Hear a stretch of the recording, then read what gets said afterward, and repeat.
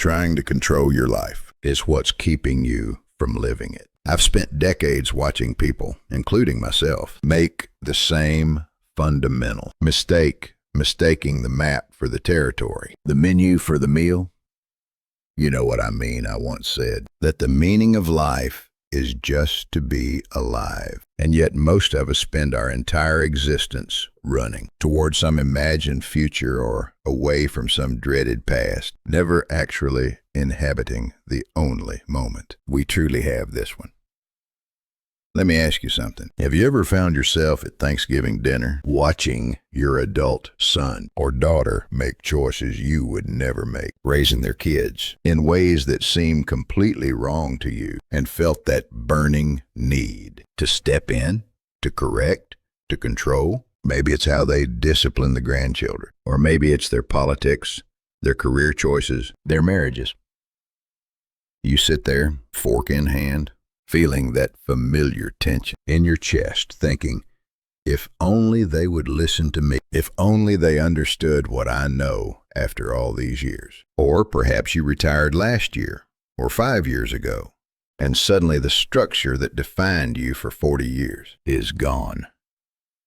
No more meetings, no more deadlines, no more title on the door. You wake up on a Tuesday morning with nowhere to be. And you think, who am I now? What's my purpose?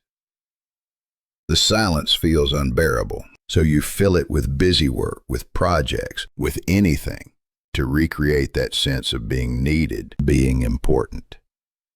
Does this sound familiar? Here's what I see happening in these moments, and I've lived through this myself. We're clinging to an illusion that we are separate, isolated egos that must push and control our way through an indifferent universe. We think we're behind our eyes operating this meat suit, trying to navigate hostile territory. But that's not what's actually happening. You are not in the universe. You are something the universe is doing right here, right now. Let me be clear about what this means in your actual life, because philosophy that doesn't touch the ground is worthless when you look at your adult child making what you consider mistakes. What's really happening? You're experiencing the deep discomfort of not being in control. And here's the truth I've come to understand completely. You never were in control. Not of them, not even of yourself, in the way you think. That feeling of being the independent agent making decisions. It's a useful fiction, but it's still fiction.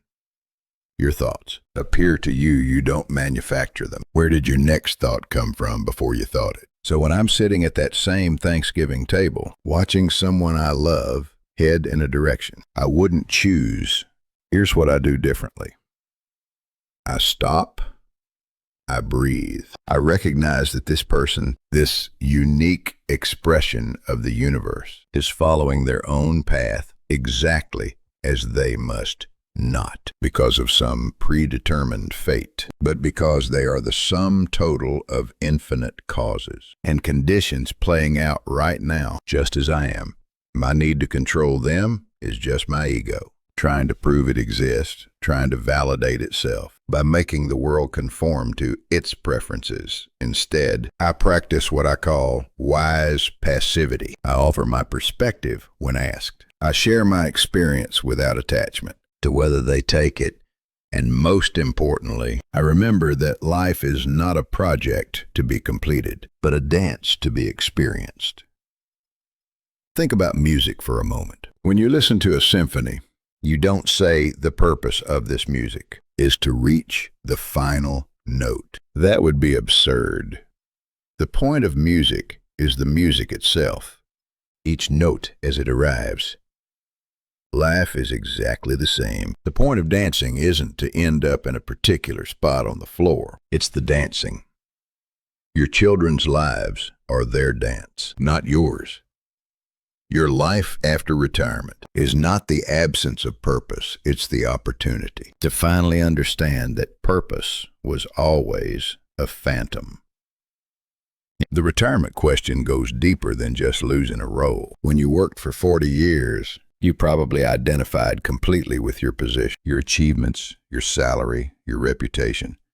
These things became who you thought you were. But here's the liberating truth. You are not your resume. You never were. That was just a role you played, a character in the drama, the real you, the awareness that's been watching this whole show, the consciousness that's been present since you were 5 years old and remains present. Now that hasn't changed at all. It was never your job title. It was never your accomplishments. It's the witness to all of it. So, what do you do with this understanding practically? You stop trying to recreate what was. You stop measuring your days by productivity metrics that no longer apply. Instead, you start asking different questions. Not what should I do, but what wants to happen. Not how do I feel this time, but what is this moment asking of me? Maybe it's asking you to finally learn guitar. Maybe it's asking you to sit on the porch and watch the birds. Maybe it's asking you to volunteer somewhere. Not because you need to feel important, but because helping feels natural. The key is to move from effort to flow. Let me give you a concrete example. I knew a man, a former executive, who retired and immediately tried to run his household. Like a corporation, he created schedules, efficiency systems, project plans for home improvements. He was miserable, and so was everyone around him. Why? Because he was still trying to control, still trying to prove his worth through doing. Then one day, something shifted. He started gardening, not as a project, but just because he enjoyed putting his hands in the soil. No goals, no yield targets, just the simple pleasure of it. And in that surrender to the moment, he found something he'd been missing for decades: actual presence. He stopped being the retired executive and started being a human being experiencing life directly. This is what I mean about letting go. It's not passive resignation. It's active participation without the tyranny of outcomes. Now, about family conflict and these deep tensions, I see everywhere. Politics, religion, lifestyle choices. Holidays have become battlegrounds for many families. You sit across from your nephew who voted different, believes differently, lives differently, and the gulf feels unbridgeable. Your first instinct is to argue, to convince, to correct. But let me tell you what I've learned about this. Every person's viewpoint is the culmination of their unique experience. Any more than you're wrong from where you're standing. The universe is looking at itself from billions of perspectives simultaneously, and each one has validity. This doesn't mean all viewpoints are equally useful or that truth doesn't exist. It means that clinging to your viewpoint as the only reality creates suffering for you and for everyone around you. When I encounter someone whose beliefs clash with mine, I try to remember this. We're both patterns in the same cosmic dance. Our disagreement is the universe disagreeing with itself, which is not a problem to be solved, but a diversity to be recognized. So instead of arguing, I listen. I try to understand how the world looks from inside, their experience, and sometimes I share my perspective, not as truth, but as how things appear from here. Usually, what people need isn't to be corrected. They need to be heard. And when you truly listen, without trying to change someone, something remarkable happens.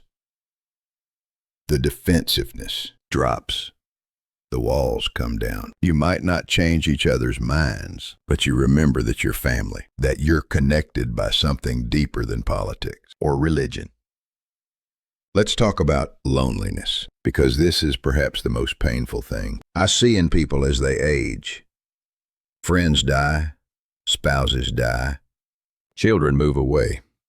The world becomes quieter, and with that quiet comes this ache, this sense of being fundamentally alone. But here's what I want you to understand. You cannot be lonely because you are not separate in the first place. This feeling of isolation is the ego's greatest trick. It convinces you that you're a separate thing, disconnected from everything else, and then it makes you suffer for that imagined separation. The truth is, you are intimately connected to everything. The air you breathe was in someone else's lungs moments ago.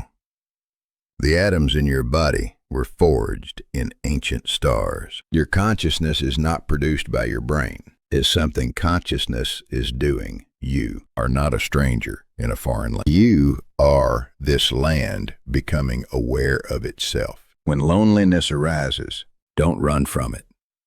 Sit with it. Look at it closely. Ask yourself, who is lonely? You'll find there's the feeling of loneliness, and there's the awareness of that feeling rest. In the awareness, not in the feeling. The awareness is never lonely. It's always full, always complete, always connected to everything, and practically this means reaching out not from desperation, but from recognition. Call someone not because you need them to fill a void, but because connection is natural, like rain falling or flowers blooming. Go to the park. Sit on a bench. Watch people. Recognize yourself in every face that passes. You are them. They are you. We're all waves on the same ocean, temporarily forgetting we're water. About legacy. Since I know this weighs on people. You want to leave something behind, something that proves you mattered, that your life had meaning. You worry about being forgotten, but let me ask you this. What are you leaving it for? When you're dead, you won't be around to see whether anyone remembers you. The need for legacy is just the ego's attempt to survive death, to project itself into a future it won't be present for. It's another form of trying to control what cannot be controlled. Here's what I suggest instead. Live fully. Now impact the people around you. Now, be kind to the cashier now. Listen to your grandchild now. Create now, not for posterity, but because creating is what you are. A tree doesn't worry about its legacy, it just grows, produces fruit, provides shade, returns to the earth. It fulfills its nature completely in each moment. Do the same. Your legacy is every kindness you offer, every moment you're truly present, every time you choose awareness over reaction. That's not nothing. That's everything. It's just not the kind of legacy the ego wants. Because the ego wants to be remembered as special, as separate, as significant. But your true significance is that you're part of the whole, an essential note in the infinite symphony. Let me come back to where we started that Thanksgiving table, that retirement morning, that moment of feeling lost or conflicted or alone. In all of these situations, the suffering comes from the same source, the belief that you are a separate self that must control, achieve, and protect itself against an indifferent universe. And the relief from that suffering is always the same. Recognize what you actually are. You are not your thoughts about yourself. You are not your achievements or failures. You are not even your body, though you are that too. You are the awareness in which all of this appears. You are life itself, living through this particular form for this brief moment. When you understand this, truly understand it, everything changes. You stop taking yourself so seriously. You stop needing the world to conform to your preferences. You stop measuring and comparing and judging. You start flowing with what is, dancing with the present moment, saying yes to life as it actually shows up rather than as you wish it would. And here's what I want to be absolutely clear about this. Isn't resignation. This isn't giving up. This is waking up. When you stop fighting reality, you have tremendous energy available for actually living. When you stop trying to control your children, you can actually enjoy them. When you stop defining yourself by your work, you can discover who you've always been underneath the role. When you stop clinging to people, you can love them freely. When you stop demanding that life go your way, you find that life is already going exactly as it needs to. So here's the practice, the actual thing you can do starting today. When tension arises, and it will, because you're alive, pause. Take 3 breaths. Ask yourself, what am I trying to control right now that I cannot control? Then consciously let it go. Not as a defeat, but as a relief. What it's doing. Let people be who they are. Let this moment be what it is. And in that letting go, find yourself fully present, fully alive for the first time in a long time. Because you see, the great irony is this: we spend our entire lives trying to be in control, trying to make life go our way, trying to be someone significant. And all that effort just creates suffering. The moment we stop trying, the moment we surrender to what is, we discover we already have everything we've been looking for. We've always had it. We are it. We just forgot while we were busy trying to get it so. Stop trying to control your children. They were never yours to control. Stop trying to manufacture purpose. You are purpose expressing itself. Stop trying to escape loneliness. You are the universe experiencing itself, and that can never be lonely. Stop trying to build a legacy. You are already part of the eternal pattern. Just be alive right now, in this moment. That's the whole thing. That's the secret I've spent my life trying to share. Life is not a problem to be solved, but a reality to be experienced, and you are not outside of it. Looking in, you are it, looking at itself through these eyes right now. So relax, breathe, let go. The dance continues whether you worry about the steps or not, but it's a hell of a lot more enjoyable when you stop worrying and just move.